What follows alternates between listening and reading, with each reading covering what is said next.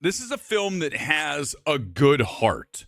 And I think that's important. You know, a lot of times when we watch films, especially from Hollywood, we get stuff that is kind of soul draining, right? I always talk about having a human element, a humanity laden film. And I think this film is that, okay?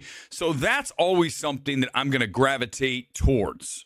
And in the theater tonight, I enjoyed the overall feel of this film. It's a flawed film, okay? Not any question about that. And then we saw one of the, of course, giant pull quotes from early on out of Toronto, a masterpiece. This is anything but a masterpiece. But it is, again, at its core, a very life based, positive, humanity driven film. And that is good. Okay. That's obviously a positive for me. That's where I like to be. And we don't get there enough. And I talk about the film that we wrote. Same thing, right? It's always got to be grounded in humanity. And this film is very much that.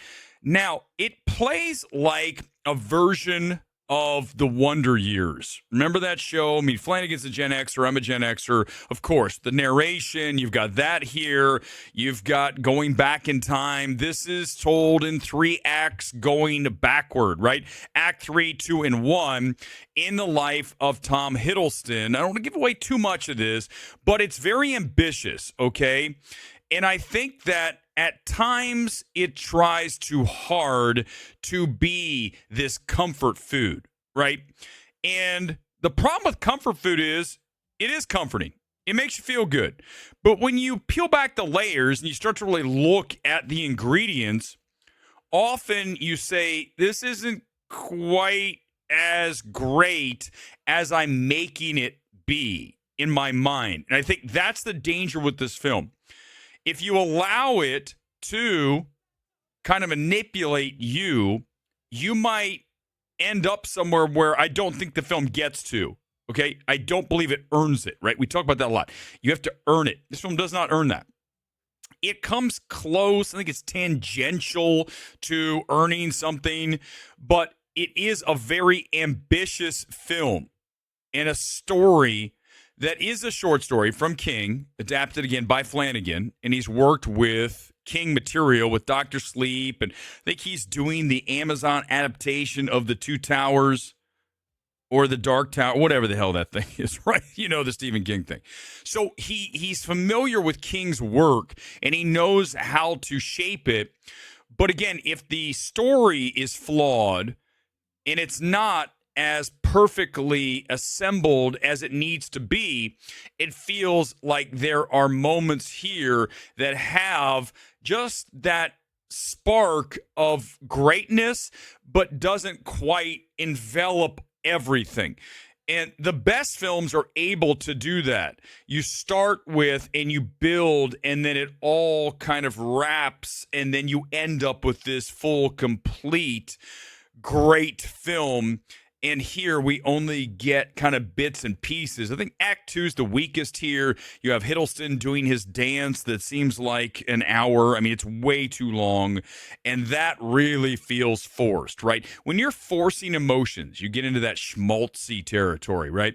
Where you're not really in that grounded, I feel like everything that I'm watching is real and it's not elevated, trying to manipulate you. And Flanagan tries to here. I don't think it gets out of control where you're rolling your eyes around going, I can't. I've seen plenty of films like that just do too much. I mean, we talked about that Kirk Cameron, faith-based, fireproof. You talk about a film that is trying too hard. Watch that sometime. That's not what we have here. And this is not really a faith-based film. I like the ideas here, right? The ideas that the entire universe is in your mind. And we've seen that explored in other films, but that whole concept of everything that you consume becomes part of you and becomes part of the world that you build inside of your own mind. So that very much is the core of this and how the memories shape who you are.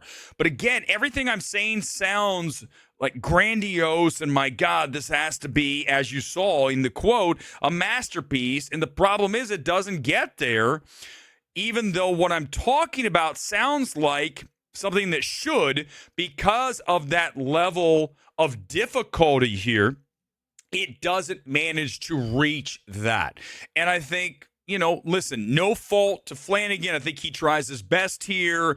The film's assembled nicely enough. I don't think it's very spectacular to look at, very, just basic in its approach of filmmaking. But overall, it's a film that just comes up short in what it's really trying to do. But you will experience moments that you are like, here we are. We're almost over the hump. Let's do, and it just can't quite do it.